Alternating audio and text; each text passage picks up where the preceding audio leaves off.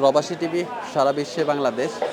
আমি এখন আছি খরতৈল বাজার, গাজীপুর ২৭। প্রবাসী টিভির পক্ষ থেকে আমরা সবসময় বিভিন্ন প্রতিবেদন দেখিয়ে থাকি আপনাদের দেশে এবং বিদেশে যারা দেখছেন।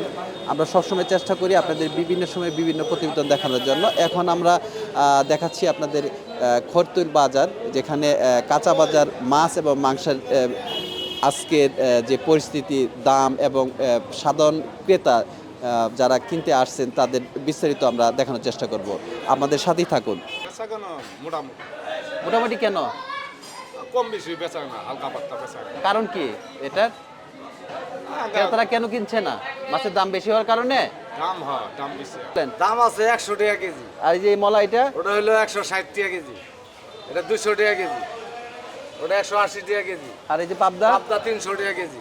ভয়াবহ মধ্যে আছি মানুষ। কিসের ভয়াবহ, ওটা কি কারণে বলেন? মানুষের কাছে পয়সা নাই, নাই কেন? হইলে কি মানে আতঙ্কের ভিতরে আছে মানুষ।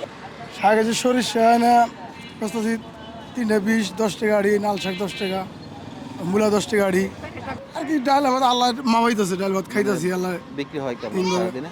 অনেক সিজন কম, এটা একবার বেচা কিনে কম, মানে কিন্তু তো শাকের সিজন তো এটা তখন সিজন অনেক বিক্রি খুব কম, মানে দাম কম। অনেক সময় 3 আড়ি 4 আড়ি 20 টাকা দিয়ে দেয় নাকি, মানে এই সিজনটা একদম ড্যাম সিজন।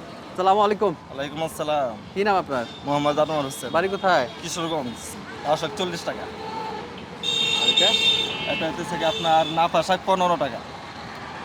তারপর আছে আপনার এটা হলো কাটা বত্ত, এটা হলো 10 টাকা।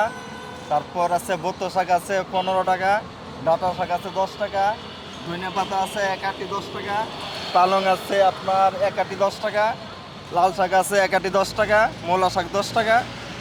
এই কেমন বেচা বিক্রি কেমন আপনার? আলহামদুলিল্লাহ ভালো।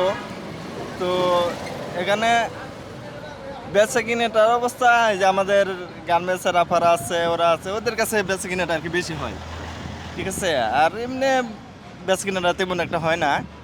দেখুন লাঞ্চ টাইম 5টা ছুটি, 8টা ছুটি, 7টা ছুটি, 9টা ছুটি, 10টা ছুটি, এই টাইমে বেচে কিনেটা হয়।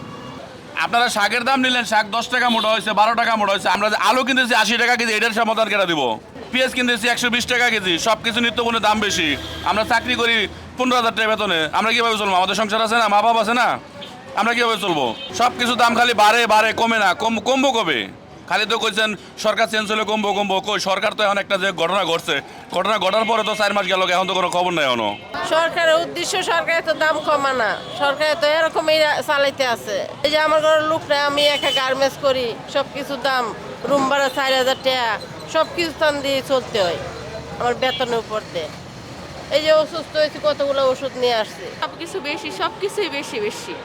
এই তুলনায় তো অনেকটা অসুবিধায় পড়তে হয় মানুষের, আর কিছু বলার নাই। তো সব কিছু দাম কমাইলে এটা ভালো হয়।